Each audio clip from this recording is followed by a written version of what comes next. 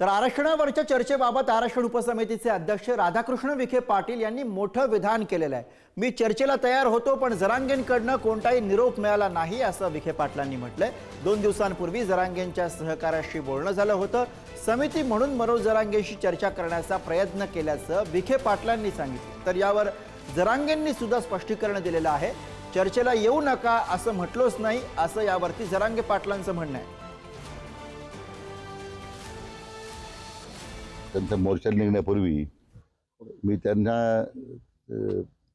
त्यांच्याशी माझं प्रत्यक्ष बोलणं झालं नाही, पण त्यांच्या सहकार्याशी बोलणं झालं होतं आणि माझी तयारी होती जाऊन त्या ठिकाणी। मी तयार आहे, चर्चेला येतो, परंतु मी त्यांना म्हटलं की चर्चा करून जर आंदोलन थांबणार असेल तर त्या चर्चेला काही अर्थ राहणार आहे। रात्र झाल्यानंतर मग परत त्यांचा काही निरोप आला नाही या संदर्भामध्ये। मग मी तो काही परत विषय घेतला नाही।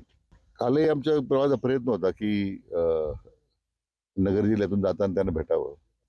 आम्ही काही चर्चा करायला मी कधीच नकार दिलेला नाहीये आणि त्या जरांगे पाटलांचा मला वाटतं गैरसमज झालेला आहे।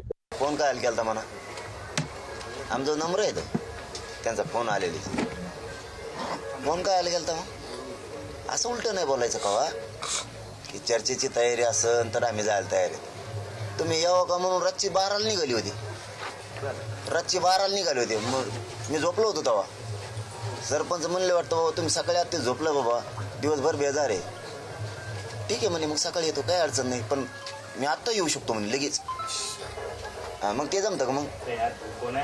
असं कसं खोटं बोलायचं? चर्चेला तयार होतो ना आम्ही, म्हणूनच तर ते येतो म्हणले ना।